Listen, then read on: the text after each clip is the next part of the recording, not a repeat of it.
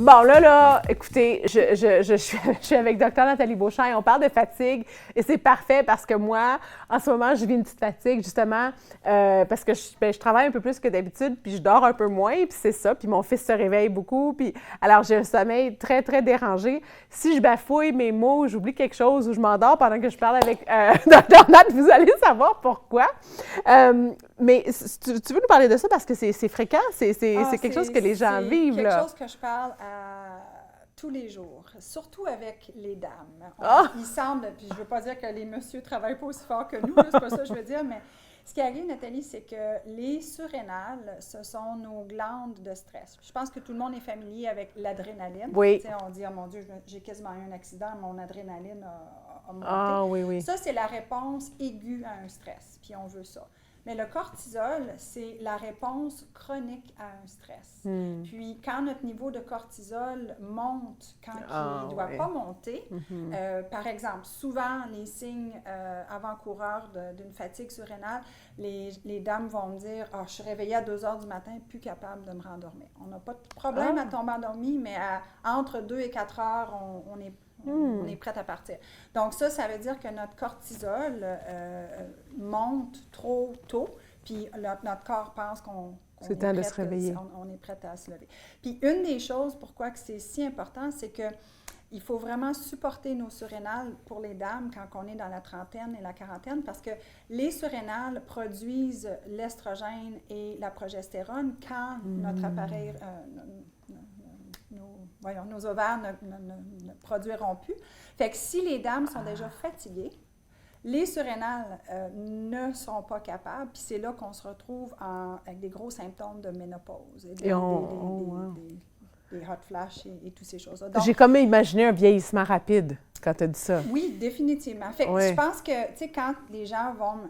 on dirait chez leur médecin, puis le médecin vont dire, ben OK, t'es stressé, tu essaies de relaxer. C'est tellement cliché, mais ça ne l'est pas, parce que vraiment, c'est ça. Oui. Et si les glandes surrénales, c'est au-dessus de nos reins, c'est des petites glandes, puis il faut vraiment pas...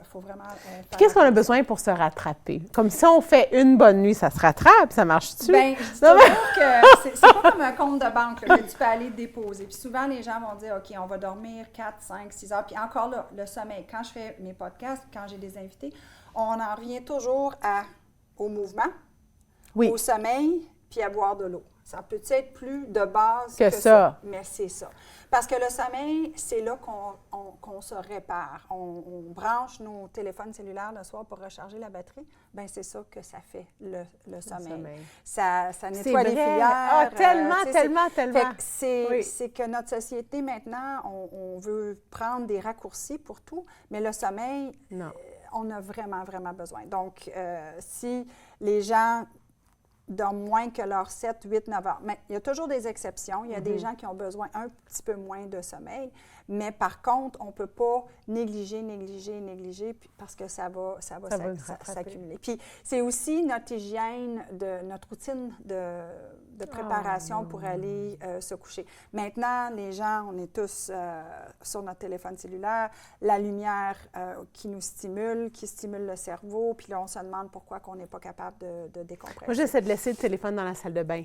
Exactement. Parce que sinon, sinon, il est juste à côté de moi. Je vais le regarder. Puis la télévision, tu sais, les gens vont écouter les nouvelles avant d'aller se coucher. Ben là, c'est correct si tu écoutes une petite émission. Tu sais, quelque chose qui va décompresser. Comme... Puis même, tu sais, faire la lecture. Moi, je sais que j'ai un iPad, là, mais j'essaie vraiment d'aller plus vers les vrais livres et tout ça. Fait que là, en parlant des signes avant-coureurs d'une fatigue surrénale, comme je te dis, de se réveiller en plein milieu de nuit, puis on a de la misère à se rendormir. Il y a beaucoup de femmes qui vont dire qu'ils prennent du poids au niveau de la section du milieu, un autre symptôme. La fatigue, tu sais, avoir besoin de plus de caféine et tout ça. Donc, quand on voit que notre sommeil ne va pas bien, moi, c'est certain que je dis toujours, on essaie de bien manger puis de prendre des suppléments suppléments pour supplémenter. C'est pour ça que ça s'appelle un supplément. Oui. Fait qu'il faut vraiment regarder nos habitudes puis s'assurer qu'on se laisse assez de temps pour dormir. Mais par contre, si jamais, on essaie, il y a des suppléments qui se vendent. J'allais te demander, c'est quel genre de supplément? C'est ça. Ici, on a, qu'est-ce que j'ai amené avec moi? C'est Adrenotone. On a des herbes comme l'ashwagandha, du radiola, tout pour supporter la santé des glandes surrénales. Puis, la mélatonine peut être aussi très intéressante pour prendre. Donc, l'adrénotone, on prend ça, c'est un exemple, il y a d'autres marques, là, mais on prend ça dans la journée pour nous aider à supporter les glandes surrénales. Est-ce qu'il y a de la vitamine B12 là-dedans? Non, c'est pas là-dedans. C'est différent. C'est complètement différent. Complètement différent. Puis la mélatonine aussi, parce que la mélatonine et la cortisol sont complètement à l'opposé. Quand un monte, l'autre descend. Donc, les gens peuvent penser, si c'est pas assez de prendre la mélatonine, il y en a que tu peux avoir qui se croquent la mélatonine, il y a la thionine, encore là pour nous calmer. Est-ce qu'il y en a anti-jujube? C'est quand même assez bon. OK. Parce que si c'est bon, c'est plus facile à prendre. C'est plus facile à prendre. D'avaler des cossins. Mais on prendrait ce genre de... Tu prendrais ça tout ensemble? Non. J'en ai amené quelques-unes. Celui-là, c'est un remède homéopathique. C'est un tonique adrénal. Donc, si les gens ne veulent pas prendre de supplément, ils peuvent le prendre en remède homéopathique. Puis ça, c'est pas le genre d'affaire, Nathalie, que tu vas devoir prendre pour toujours. C'est quand on a une période de stress. Puis bon, tu sais, des fois, il y a des affaires qui arrivent, les maladies de parents, d'enfants. Oui, il y a des périodes. Il y a des périodes qu'on en a besoin. C'est pas quelque chose que je suggérais là, tout Donc, le c'est temps. pendant la période ou après, quand tu réalises que tu es fatigué ou en prévention?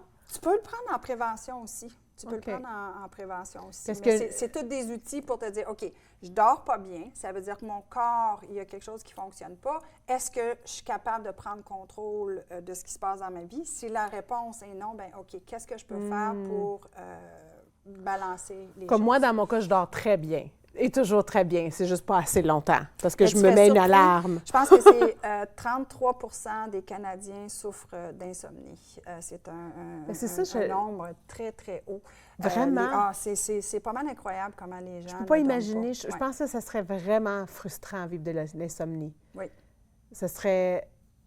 Comme tu es au milieu de la nuit et tu n'es juste pas capable. Est-ce qu'il y a des techniques pour t'aider? C'est certain. C'est jamais une chose. C'est regarder à tout ce qui nous stresse, tout ce qui nous tracasse. Est-ce qu'on fait assez d'exercice? Est-ce qu'on mange bien? Est-ce qu'on sort dehors? Il y a tellement de facteurs.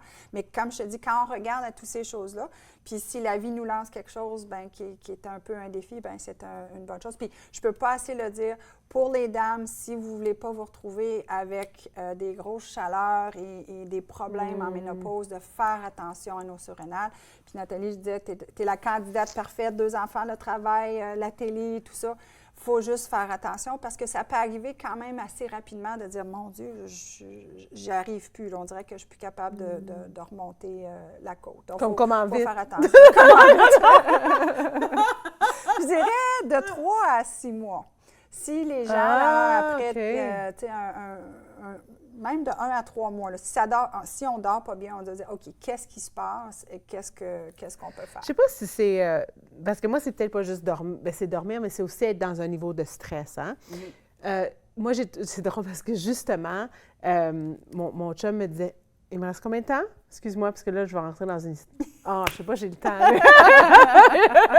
Mais mon chum me dit qu'il avait vu une de mes bonnes amies, puis elle lui a demandé comme, « How do you keep up? Comment tu fais rester? » Puis là, Nat a assez calmé, mais c'est fou un peu, tu sais. Mais il me semble que dans un pace, tu prends quand même le temps de te reposer. Moi, en tout cas, je prends le temps avec, tu dis 3 à 6 mois.